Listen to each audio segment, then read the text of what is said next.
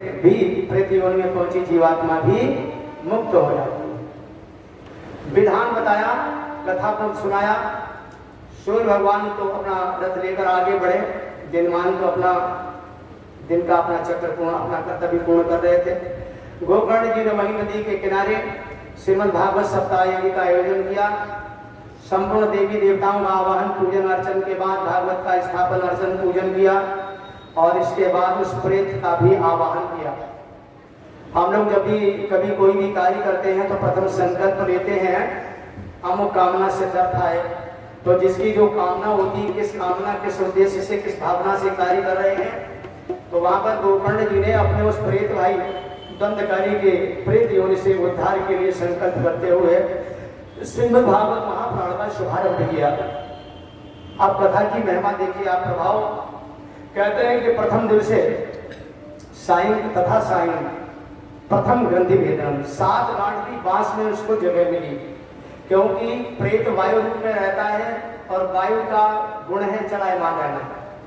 वक्त के चरण कभी रुकते नहीं है, पवन भी कभी रुकता नहीं है, ये चलायमान गति वाले है। लेकिन बांस में बैठा है, बांस खाली जगह में वायु रुकती है, तो उसने बांस को ही अपना आसन माना और 7 गांठ का बांस था, उसने आसन ले लिया। तो प्रथमे दिवसे प्रथमे अहम तथा सायं प्रथम ग्रंथि भेदन। पहला दिन सायंकाल हुआ, कथा विश्राम विराम पर आई तो एक गांठ उसकी चटक गई, एक भयंकर शब्द हुआ और द्वंद्वकारी दूसरी गांठ में आ गया द्वितीय दिन की कथा में। और द्वितीय दिवसे तथा सायं द्वितीय ग्रंथि भेदनम, दूसरा दिन की कथा की विश्राम हुआ तो दूसरी गांठ उसकी चटक गई। इसी प्रकार से क्रमशः उस सप्ताह यज्ञ विधान चलता रहा। 7वां दिन हुआ तो 7 गांठें उसकी चटक गई और वो प्रेत, अब उसमें प्रेत नहीं है। सप्ताह विधान से नियम पूर्वक कथा श्रवण करने के बाद और वो प्रेत योनि से मुक्त पा गया, चतुर्भुजी रूप में नारायण रूप में प्रकट हो गया। नारायण भगवान की श्रीमद् भागवत महापुराण की महिमा देखिए।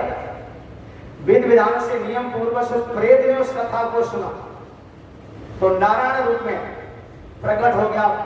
सब जय जयकार करने लगे, भगवान की भी जय जयकार हुई है, गोकर्ण महाराज की भी जय जयकार होने लगी है। वहां पर बहुत संत ऋषि 28,000 संत ऋषियों का जमावड़ा था, देवता पुष्प वर्षा कर रहे थे।